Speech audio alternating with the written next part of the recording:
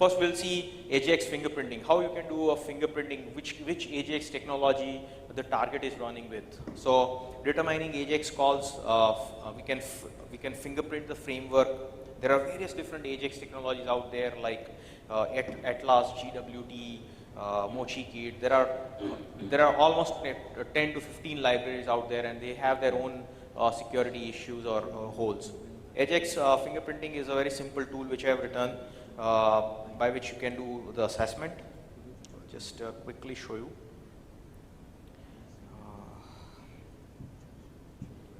Over here. So for example, I have this is a demo site where you have AJAX calls. Here is a very simple AJAX call I want to make. There is a plugin called Firebug. If you open a Firebug plugin, and it has a console in which you can see the typical XHR call going on. So I click on a get AJAX. As you can see, I got this got it text. Just that particular DOM string has been changed, and this is a get request has been made at the back end. Similarly, I go for a AJAX proto. Similarly, I get this. Now, if you look at the view page source, what I'm doing over here, I'm using prototype.js. That's the library which I am using, and here is my simple code which I already shown. And here is another piece of code which is specific for a prototype library. So now I can, for example, on this particular page, I want to run my tool for fingerprinting. So this is a very simple Ruby script where I run and try to figure out what it is running with. I just paste the URL. So on this particular URL, I want to see which kit AJAX is running with. So here it has scanned the entire page. It has found that there is a file. All include files it has identified. It is running with prototype.js. So I have mapped over here that this particular file or this particular component or this particular page is running with prototype.js found. Similarly, there are various different signatures which I have covered. You can find Dojo, you can find DWR, Moo.fx, Rico, Yahoo UI, GWT, Atlas, jQuery, etc. So this is the way you can do a fingerprinting. You can find this these tools I'm going to post on site, so you can find these tools. Talking about some of the structures, there are various different structures. Like I'm making this structure request, which is a JSON stream. So I'm getting back a JSON stream. As you can see, JSON stands for JavaScript Object Notation. So I'm getting as my response stream, I'm getting a JSON, and that is painting the entire DOM once again. Similarly, you can call for XML. If you call, then the XML stream will come and paint the browser. Similarly, there are JS objects, scripts, JS array, etc. you can call. So there are various different streams coming to a browser and going out from a browser. Okay, going back to the presentation. So AJAX enumeration, identifying XHR call, decoding the backend calls, information enumeration. You can use these Firebug tools and try to identify whether it is using JSON, XML, JS objects, etc. You can tools to determine which technology it is using. It gives you valuable information. One of the major problem with AJAX application is that you can't crawl the application. How do you crawl the application? The entire calls which are going back and forth are automated calls. So you can't crawl the application as such. The traditional crawlers are actually failing because every call is hidden and every call is dynamically. So once page comes into browser, it gets loaded into a browser. From a DOM, you can trigger the events. So it is like a crawling is more like an event based rather than just crawling the hrefs. So this is one of the challenge which we are seeing to do crawling. So over here, for example, I have a page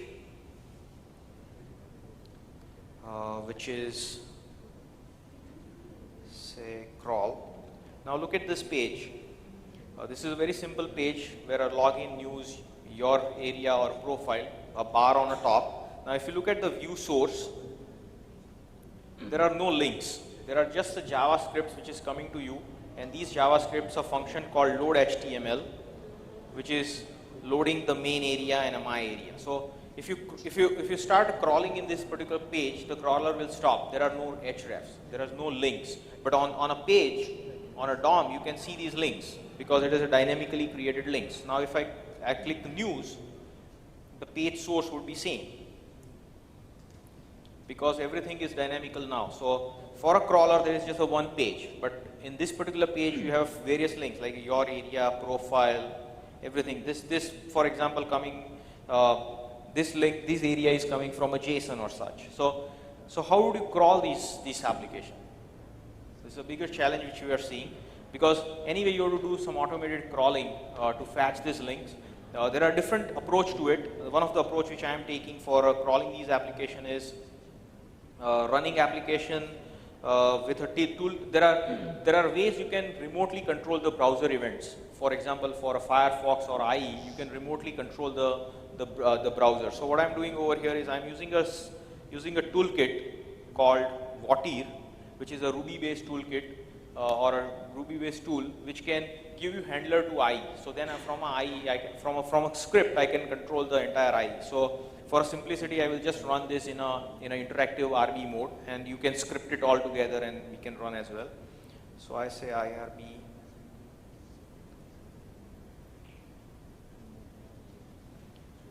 Now I say require.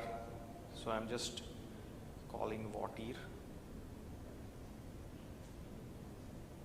So it is loaded. Now I just include it.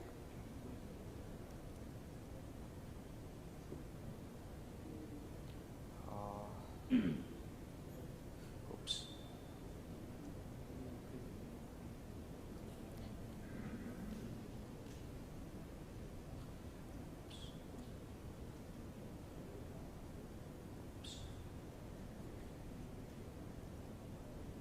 So now the object is loaded. Now what I'm saying is my new IE is equal to IE.new. So new browser of IE has been created. Now I can control this particular browser through my script over here.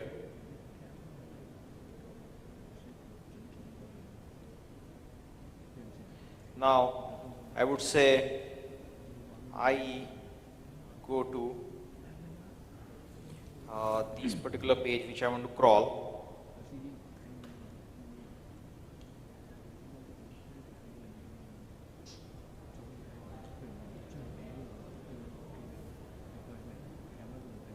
So I will go to this particular page. That page is loaded in my IE instance. Now pretty much I have a complete access to the DOM, which the traditional crawler would not have. So now I can say IE dot show links.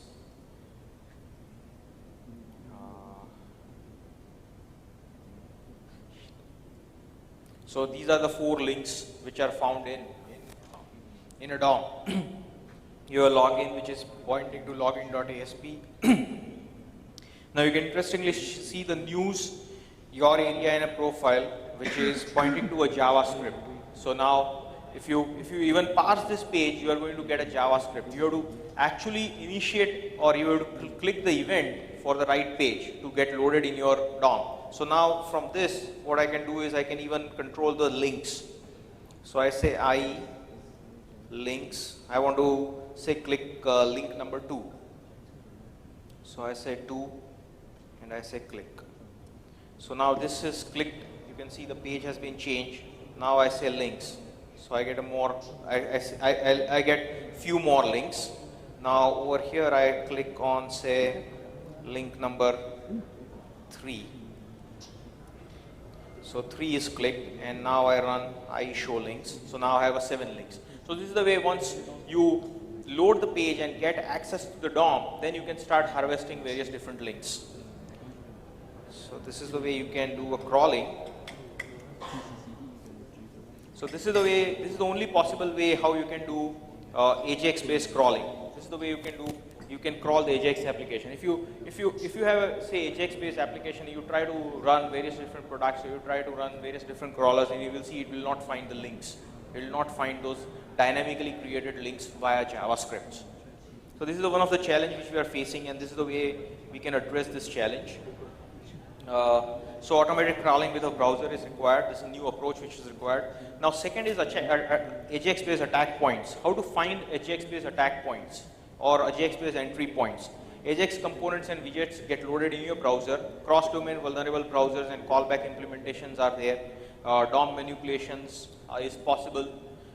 Insecure eval calls, which is pretty much insecure eval calls, can cause a cross-site scripting. Malicious HTML tags can be injected now. Intranet nodes and internal resources can be scanned once malicious code get loaded in your browser. So there are various different issues which we are facing. Some of the attack vector is one needs to scan for entry points in Ajax.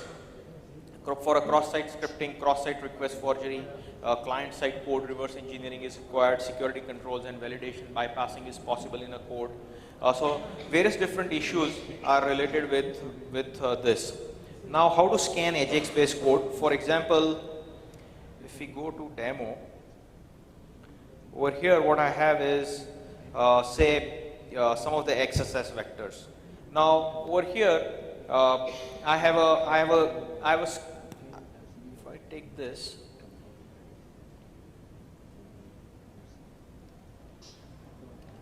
this code, what it is doing is actually it is calling a profile. Say for example, you are on a.com and you want to see someone's profile on blog.com. Now, this blog.com has provided an API by which you can access the blog.com. So what your developers have done is from a browser, it will make a request to the target. Now, XHR request cannot be make cross-domain. So it is like following a single origin policy. So it will make a request back to the browser to the server. Server will be running the proxy code. So it will ask blog.com to send a profile information, and that profile information will shown on your browser. Now, this blog.com's information is not validated. Like, you don't know what someone has posted on its blog, what is posted in your profile or such, and it is sending the XML stream back to the server. And these XML stream has been converted into HTTP response object, and you can see it is loaded with a profile, and then you are writing the DOM in this particular case. Or you go back and say we use this view page source. Over here, as you can see, what it is doing is it is making a eval call. So whatever response stream which we get from a untrusted source, we eval it. Now all these points, document.write, eval, and there are various other points which can cause a third generation cross-site scripting. We have a persistent, we have a non-persistent XSS. Now we have a third generation XSS which is called DOM-based XSS. These are the DOM-based XSS which we are looking at. So now, as soon as I click here, you can see the XSS has successfully executed, because the stream which is coming from a third-party source which I am evaluating is manipulated. Someone has posted on its blog a malicious JavaScript which is coming through this proxy to my code, my box, and my box getting compromised. So this is the way we are seeing some next generation cross-site scripting, which is possible with JSON stream, which is possible with XML stream, which is possible with scripts, which is possible with JS array, or it is possible with the JS object. So this is becoming a bit scary scenario. If you open say, for example, if you are scanning, if you open a NetVibes or a PageFlex or a Google page and try to see what kind of a streams coming to your browser, you will see JSON, you will see XML streams, RSS. So now you are seeing various different components coming into your browser. So how do you scan Ajax code? How do you scan the Ajax code for these kind of entry points? Scanning Ajax component, retrieve the JS include files, because where the vulnerabilities are. Identify XHR calls. You want to see where the XHR call is. When you have XHR call, once XHR call is made, new content has been loaded in your browser. So whatever operation happens after XHR call would be very interesting, rather than looking at the entire JavaScript. Once you have the XHR call, grab the function which is making the XHR call, so you know like from which function is calling this XHR. So you can reverse track and try to identify from where this particular call is coming. A mapping function to a DOM events, and scanning code for XSS. Look for eval, look for document.write and such. So for example, here is a message or a JS object which is coming to me, which is from to subject, body and such, and now you have document.write with these objects. Now if the subject has been manipulated with a script, then these particular stream will come to browser and cause an XSS.